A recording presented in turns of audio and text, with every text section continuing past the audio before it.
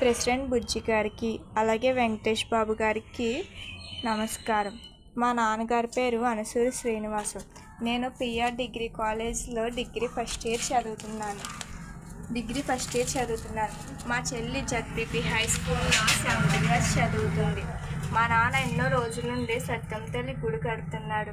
అలా గుడి మొత్తం పూర్తయిపోయాక గుడి బయట ఉన్న పువ్వుల కుండీలను దౌర్జన్యంగా బద్దలు కొట్టాడు. అప్పుడే లోపడున్న గుడిని బద్దలు కొట్టడానికి వచ్చాడు. అప్పుడు మేము అడ్డుకున్నాం. అది వీడియో తీసి మీ అందరికీ పెట్టడం కూడా జరిగింది. ఈ విషయం గురించి 19వ తేదీన రామాలయం గుడి వద్ద పెద్దల్లో పెట్టడం కూడా జరిగింది.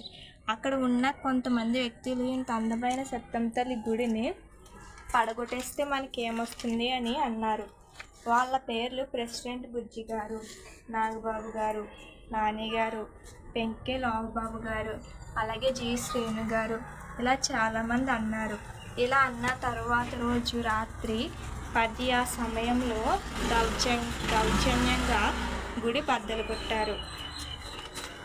ఇలానే వీళ్ళని వదిలేస్తే ఆంజనేయ స్వామి గుడిని, బ్రిడ్జి దగ్గర ఉన్న అమ్మవారి గుడిని, అలాగే చెరువు దగ్గర ఉన్న సత్యం తల్లి గుడిని, అలాగే మన గ్రామ దేవత అయిన ముసలం తల్లి గుడిని కూడా బద్దలు కొట్టేసేలా ఉన్నారు.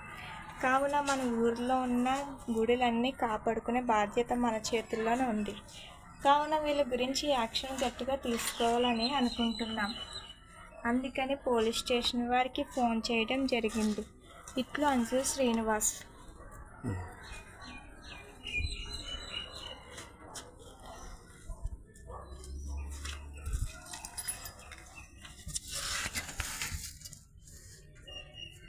ఇలా పడగొట్టేసారండి. మరి ఏం చేస్తే బాగుంటుంది?